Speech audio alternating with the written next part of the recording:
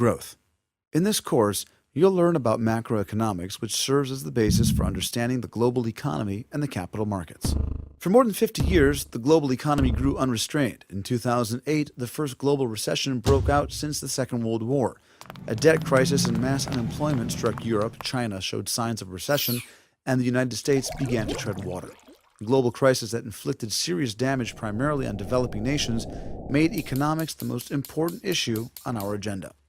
A national economy is a complex system that includes many participants and is measured based on gross domestic product.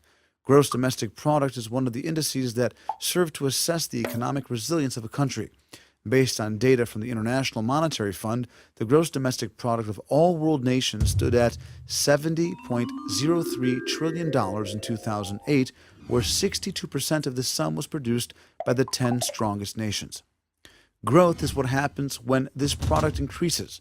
Growth is the life force not only of economics, but of the welfare of each and every one of us. When a population increases in size, growth produces work and allows the government to provide services for more people. Growth is attained by a culture of entrepreneurship, support of investments in research and development, education, and knowledge. According to John Keynes, an important British economist who developed the modern fundamentals of economics, there are 4 ways that an economy can achieve growth. 1. Private growth.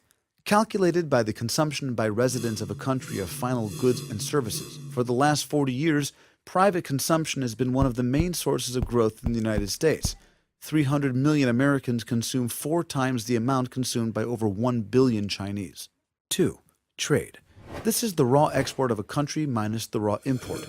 The miracle that changed China from a ruined economy to the second largest world power is based largely on export. Within 30 years, its export grew by a factor of 86 to almost $2 trillion per year. 3. Investment. Investment is the purchase or sale of something with the intention of generating future returns through business activity such as training, research and development, marketing, recruiting manpower, etc.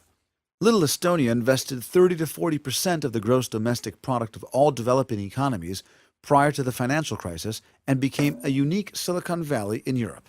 Government.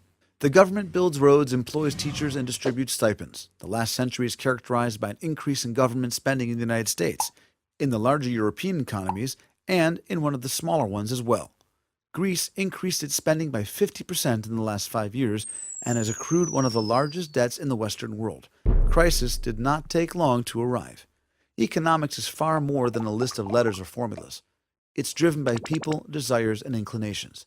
We live in a time where strong forces affect us, but now we have more power over our economic destiny than we have ever had before, and therefore it is imperative that we understand how economics works.